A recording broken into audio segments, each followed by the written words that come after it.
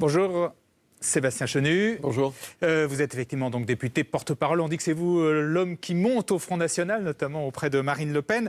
On commence peut-être tout de suite avec le verdict dans le procès Mera. Le frère Abdelkader est donc condamné à 20 ans d'emprisonnement pour association de malfaiteurs, mais pas pour complicité d'assassinat. Oui, c'est assez étonnant d'ailleurs. Alors, on ne commente pas normalement une décision de justice, mais puisque vous m'invitez à le faire, je vois qu'on avait la possibilité d'envoyer un signal fort aux terroristes, aux gens qui sont radicalisés et qui imagineraient pouvoir commettre des attentats sur notre sol. Et ce signal fort n'a pas été envoyé. On ne reconnaît pas la complicité d'assassinat du frère Mera. Donc on voit bien, là encore, le laxisme de notre justice et puis notre incapacité à donner de la perpétuité ferme, réelle, à quelqu'un qui, quand même, est poursuivi pour des faits très, très graves. Nous, ce qu'on demande, c'est la perpétuité réelle. Ces gens-là ne doivent pas ressortir. Alors, puisqu'on en est autour de cette question, il y a la question des dizaines, voire des centaines de djihadistes français qui sont actuellement en Syrie, en Irak et qui risquent de revenir. Qu'est-ce qu'on fait d'eux ? Oui, vous avez raison. Il y a, je crois, 56 ou 58 Français qui sont revenus du djihad et qui sont sans bracelet électronique, sans assignation à résidence. Et le gouvernement trouve ça très bien. Eh bien, écoutez, moi, je crois qu'il est urgent de mettre ces gens sous une surveillance implacable, de les mettre sous la loupe de la justice et des autorités, de ne pas les laisser divaguer dans la nature, parce qu'après, on s'apercevra que ce seront peut-être des gens qui auront commis des assassinats ou des actes de terroristes. Et on dira, mais on savait, ils étaient fichés, on les avait identifiés. Oui, d'accord, mais enfin, on les laisse dans la nature. Le bracelet électronique, l'assignation à résidence, normalement, on peut le faire. Eh bien, le gouvernement ne le fait pas. On peut le faire. Évidemment, plus vraiment avec cet état d'urgence qui n'existe plus. On va y venir, on va y venir. Mais donc vous êtes pour pas forcément l'emprisonnement ? Au moins le bracelet électronique ou l'assignation à résidence selon les cas, mais pour ces gens qui reviennent du djihad. Ce ne sont pas des enfants de cœur qui reviennent, ils ne sont pas partis faire du tourisme.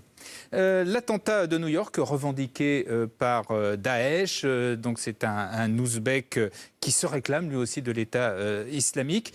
Qu'en pensez-vous et que pensez-vous de la réaction de Donald Trump qui s'est prononcé pour la peine de mort et pour de nouvelles restrictions à l'immigration ?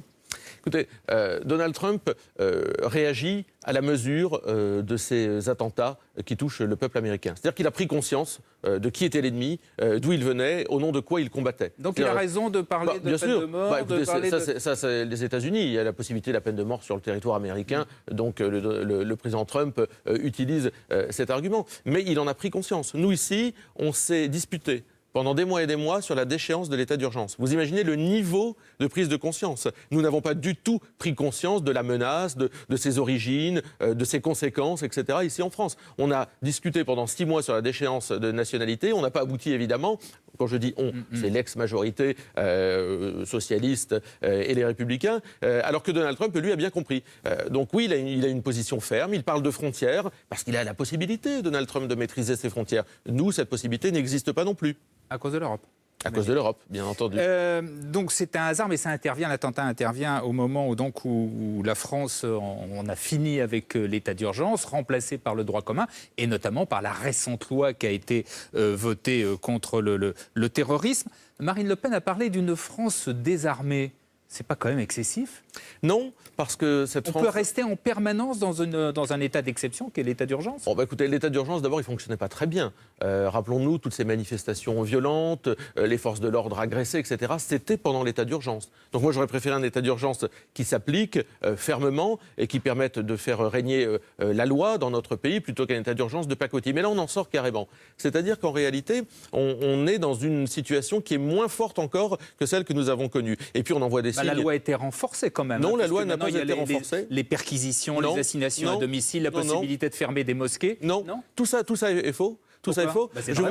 La possibilité de fermer des mosquées, c'est uniquement si le juge des référés ne s'y oppose pas. Ça, c'est dans la loi. Et une réalité, par exemple, à Givors, dans la banlieue de Lyon, eh bien, un prédicateur salafiste a été autorisé par le préfet à venir délivrer son message de haine sur notre territoire national. La loi ne s'est pas appliquée. Le préfet aurait pu appliquer plus durement. Eh bien, la loi ne s'est pas appliquée. Il y a quand même les perquisitions, les assignations à domicile, les contrôles aux frontières, les contrôles dans les zones sensibles. Non. Tout ça, ce sont des écrans de fumée parce qu'en réalité, nous ne nous attaquons pas aux racines même de ce qui fait la problématique, c'est-à-dire la menace terroriste. Rien sur le financement, rien sur ceux qui reviennent viennent de Daesh. D'ailleurs, on vient de le voir. Le ministre de l'Intérieur l'a dit, il y en a 56, je crois, qui sont... Ils n'ont pas dit qu'ils ne feraient rien pour l'instant. Enfin, aujourd'hui, ils ne sont pas assignés à résidence, ils n'ont pas de bracelet électronique. Donc, qu'est-ce que c'est que cet état d'urgence de pacotille? Rien sur les frontières.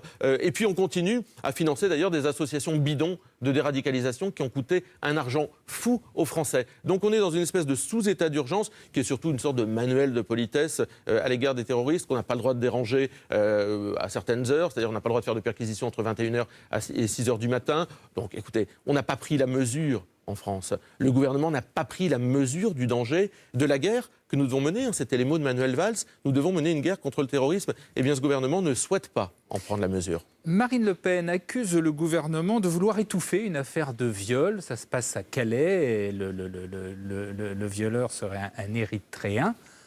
C'est grave comme ça d'étouffer le gouvernement. Qu'est-ce qui lui permet de dire ça, qu'il veut étouffer l'affaire? Marine Le Pen a fait son boulot en allant hier à Calais parler de cette affaire d'un viol lundi soir d'une femme par un migrant. Engagée, il n'y a pas l'affaire. Non, mais elle est allée mettre la lumière sur ce qui serait peut-être passé un petit peu inaperçu, qui est plus qu'un fait divers, quand même, qui n'a pas de raison d'être traité dans les dernières pages des journaux. Et elle a fait son boulot d'aller mettre la lumière sur ce qui se passe quand on accueille un certain nombre de migrants sur notre territoire. Ça fait partie des conséquences. D'autres pays les subissent également. Eh bien, Marine Le Pen a mis la lumière là-dessus et c'est son boulot. Marine Le Pen se démène, mais le Front National, lui, semble quand même toujours sous le coup de la défaite, souvent inaudible, affaibli par les départs de Marion Maréchal Le Pen, de Florian Philippot. On a l'impression que vous n'arrivez pas à surmonter ces difficultés. Rassurez-vous, vous parlez de défaite, mais je crois que beaucoup auraient aimé être à notre place. On est allé au second tour. Il y a comme un débat qui a été raté, il y a seulement 8 députés. Demandez à M. Fillon et à M. Mélenchon s'ils n'auraient pas préféré aller au second tour, faire 11 millions de voix, faire 35% des électeurs, c'est-à-dire un électeur sur 3. Demandez-leur s'ils ne rêvaient pas de cette place au second tour. Alors après, c'est notre boulot de nous remettre en question. Nous sommes allés au second tour. Nous avons fait 35% des voix, presque 11 millions de voix, et nous n'avons pas gagné l'élection présidentielle. De l'autre côté, on nous avait vendu un plafond de verre bidon pendant des mois en disant le Front National, ça ne sert à rien de voter pour eux, ils ne peuvent pas dépasser les 50%. 8 députés. Élus avec le soutien du Front National. Donc 8 fois, on a fait sauter ce plafond de verre. Donc nous avons fait, là aussi, une partie du chemin. Il nous reste à faire l'autre partie du chemin, convaincre peut-être ces 15% de Français qui étaient dubitatifs sur notre offre politique. Alors justement, pour ça, il se dit que vous êtes à l'oreille de Marine Le Pen, vous êtes un conseiller proche, vous avez un peu remplacé Florian Philippot, et que vous êtes vraiment pour une rénovation, pour une refondation complète du Front National. C'est vrai que vous auriez dit même qu'il faut tout faire sauter, le bureau politique, etc., changer tout ça, c'est vrai? Oui, je crois. Alors, moi, je ne remplace personne. Vous savez, par exemple, je ne pense pas que vous remplaciez Jean-Pierre Elkabbach. Vous faites votre job, vous faites votre métier. Voilà. Eh bien, moi, je fais le mien auprès de Marine Le Pen. Et je pense qu'effectivement, ce mouvement, né en 1972, aujourd'hui, nécessite de profondes transformations. Qu'elle soit sur la forme, son nom, qu'elle soit... changer le nom du Front National. Pourquoi pas? Moi, j'y suis plutôt favorable. J'étais interrogatif pendant très longtemps et puis je m'aperçois qu'il y a des tas de Françaises et Français qui, de bonne foi, sont d'accord avec nous sur le fond, mais que le nom bloque. Donc, posons-nous la bonne question. On change le nom. Ça, c'est le nom. Après, il y a l'organisation. Ouais. Vous parliez bureau politique, comité central. Je pense qu'il faut quelque chose de plus fluide, dans lequel les choses circulent mieux, avec les militants, etc. Ça, c'est l'organisation. Et puis, il y a le programme. Comment repenser notre rapport, par exemple, à la globalisation, à la mondialisation. Nous, on ne veut pas une France village d'Astérix. On veut une France fière de sa nation pour conquérir le monde, parce qu'on considère que la nation, c'est quelque chose d'important, c'est quelque chose d'essentiel. Nous, on ne croit pas en l'Europe telle qu'elle se dessine aujourd'hui. L'Union européenne est un étouffoir. L'Union européenne prive les Français de croissance, d'emploi. Donc, nous considérons qu'il faut tout mettre sur la table. Mais c'est notre boulot, et c'est avec beaucoup d'humilité et de courage qu'on entreprend ça. Et c'est toutes ces questions qui seront posées aux 80 000 adhérents. Je crois que vous avez lancé, c'est ça, un questionnaire qui sera là-dessus. Sur les difficultés du Front National, il y a Libération qui a fait une enquête et d'où il ressort que le tiers des élus municipaux élus en 2014 auraient quitté le Front National. Vous confirmez? Non, et d'ailleurs, c'est pas exactement ça. Sur 1500, il y en aurait 534. Oui, non, mais qui n'auraient pas quitté le Front National. Certains ne siégeraient plus, ne siégeraient plus ou seraient partis ou auraient quitté leur mandat de conseiller municipal. C'est vrai? Non, c'est pas complètement vrai. C'est un peu vrai quand même. Non, mais c'est à remettre en perspective avec ce qu'est le Front National aujourd'hui, ou plutôt l'était il y a quelques années. C'est-à-dire que vous avez des gens qui se sont retrouvés élus dans l'opposition, seuls contre 35. C'est très difficile à assumer. formés. C'est vrai que des gens n'étaient peut-être pas formés, avaient juste la force de leur conviction. Vous savez, au Front National, il n'y a pas de renvoi d'ascenseur, ce ne sont pas des rentiers de la politique, ce sont des gens qui s'engagent avec leurs convictions et qui se retrouvaient parfois dans des situations qui n'avaient peut-être pas été suffisamment anticipées. Mais vous savez, dans beaucoup de municipalités, de gauche ou de droite, il y a des départs. Moi, je suis élu du Nord. À la mairie de Lille, Madame Aubry a sanctionné les élus qui avaient soutenu Emmanuel Macron et Libération n'en fait pas un papier. Il semblerait qu'il y en ait quand même plus au Front National. Mais enfin bon, on en reparlera. Votre problème, en fait, est-ce que ce n'est pas tout simplement la concurrence des Républicains et de Laurent Wauquiez, qui a un discours très virulent, hein. Il a qualifié le président Macron de petit président arrogant et capricieux. Et puis surtout les mêmes thématiques que vous, l'identité, l'immigration, l'islamisme, le communautarisme, l'assistanat, etc. Il marche exactement sur vos plates-bandes.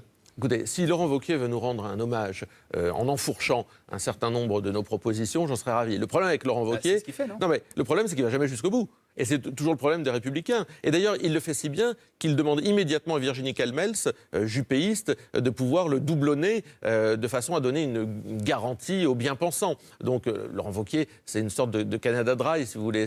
Il essaye de faire comme le Front National, de parler comme le Front National. Il se trompe sur un point, Laurent Wauquiez. Nous ne sommes pas un parti antisocial. S'il pense que être exigeant en matière de sécurité, en matière d'immigration, etc., c'est être dur, il se trompe. Nous ne souhaitons pas être durs avec les faibles. Or, Laurent Wauquiez, c'est la coup de trick. Vous ne le suivez pas sur l'assistanat, par exemple. Non, mais Laurent Wauquiez, c'est la coup de trick. Oui, non, mais c'est cette façon de, sans arrêt, montrer un certain nombre de Français du doigt en disant vous devez encore vous serrer la ceinture, vous allez en baver, c'est vous qui devez culpabiliser. Et puis de l'autre côté, de se soumettre à l'Union européenne. C'est-à-dire que Laurent Wauquiez, il est d'accord avec Maastricht, il est d'accord avec les traités européens, il est d'accord avec la loi travail, il est d'accord avec tout ça. Donc comment voulez-vous qu'on discute avec des gens ?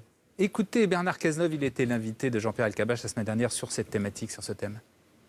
J'ai lu ses déclarations. Il est dans une stratégie qui est une stratégie d'ailleurs que la droite essaie de mettre sur le métier depuis quelques années, qui est la stratégie de la droite identitaire, d'une droite dure, qui est une droite du repli, qui est une droite qui regarde avec des yeux de chimène le Front National. Voilà, il vous regarde avec des yeux de chimène. C'est très bien s'il veut valider toutes nos thèses, c'est-à-dire les analyses que Marine Le Pen porte depuis longtemps, mais aussi nos propositions, j'en serais ravi. Mais c'est vrai qu'il y a beaucoup d'électeurs qui ont en commun cela, que ce soit des électeurs de Mélenchon ou des électeurs de Laurent Wauquiez, qui valident nos thèses, nos analyses et nos propositions. Mais Laurent Wauquiez, c'est une sorte de transformiste de la vie politique. Il est un coup pour l'Europe, un coup réservé sur l'Europe, un coup pour l'immigration lorsqu'il est au gouvernement, un coup il l'est moins. Donc tout ça n'est pas très sérieux, mais on est en campagne, j'ai cru comprendre, chez les Républicains, en campagne interne. Donc évidemment, il roule un peu les mécaniques. Alors il y a aussi le soupçon, ça va même plus loin, donc le soupçon d'une volonté quelque part à un moment de s'allier avec vous. Écoutez Aurore Berger des Républicains, de la République en marche. Des ministres qui ont accepté de participer à un gouvernement de transformation de la France, mais ils refusent d'exclure, par exemple, le président de Sens Commun qui lui dit il faut tendre la main au Front National, il faut demain pouvoir faire une alliance, par exemple, avec Marion Maréchal Le Pen. Donc vous voyez, est-ce que c'est ça, la droite française aujourd'hui, la droite républicaine qui a été fondée par Alain Juppé, par Jacques Chirac? Je crois que Laurent Wauquiez s'en éloigne énormément. Alors, cette alliance possible entre le Front National et les Républicains ? D'abord, nous ne sommes pas un parti composé de gens qui sont uniquement de droite, ni même uniquement de gauche. Nous sommes un parti qui transcende les vieux clivages droite et gauche. Je note d'ailleurs que c'est quand même pas les gens de La République En Marche, qui se définissent eux-mêmes comme des gens ni droite ni gauche, qui vont venir nous faire la leçon sur avec qui on doit s'allier, pas s'allier, avec qui on doit discuter. On fera exactement ce qu'on voudra. Mais discuter avec les dirigeants des Républicains, qui ont trahi leurs électeurs, avec méthode d'ailleurs, durant toutes ces années, me semble difficile. Vous savez, pour discuter, il faut être deux. Je vous donne un exemple. Nous avons demandé au Conseil régional des Hauts-de-France une minute de silence pour les 2 gamines qui s'étaient fait assassiner à Marseille. Ça nous avait évidemment considérablement émus. Eh bien, parce que le Front National demandait cette minute de silence, les Républicains ont refusé de la faire. Donc, ils ont choisi, par idéologie, de construire un mur entre eux et nous. Eh bien, vous voyez, ce genre de comportement sectaire, en réalité, des Républicains, des dirigeants des Républicains, eh bien, ne peut pas permettre de discuter avec ces gens-là.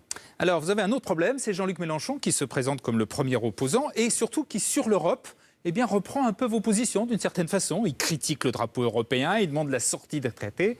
C'est un problème pour vous, non ? Mais M. Mélenchon, il est dans les ambiguïtés. Sur l'Europe, il avait voté Maastricht, M. Mélenchon. Moi, je me souviens, Oui, c'était il y a longtemps, quand même, hein, moi, j'avais c'était 18 ans, vous voyez, c'était mon premier vote. J'avais fait la campagne contre Maastricht. Et M. Mélenchon, à l'époque, il votait pour Maastricht. Il est très ambigu sur l'Europe, mais il l'est sur tous les sujets. Il l'est sur l'immigration, il est autour de lui. Mais vous aussi, vous êtes ambigu sur l'Europe. On sait plus où vous en êtes, par exemple. Je vais pouvoir vous le dire. Mais M. Mélenchon, il a une obsession. C'est renverser le gouvernement. Nous, on a une autre obsession, si j'ose dire, c'est de défendre les Français. Et pour ça, on ne peut jamais compter sur les députés de la France Insoumise, dont certains sont particulièrement peu recommandables, ont des accointances avec ce qu'on appelle l'islamo-gauchisme, qui sont très inquiétantes. Sans quoi, M. Mélenchon devra un jour sortir de toutes ces ambiguïtés. Et sur l'Europe et sur l'euro, qu'est-ce que vous faites? Parce qu'à propos d'ambiguïté, le moins qu'on puisse dire, c'est que c'est pas clair, y compris quand Marine Le Pen était sur France 2 il y a 15 jours.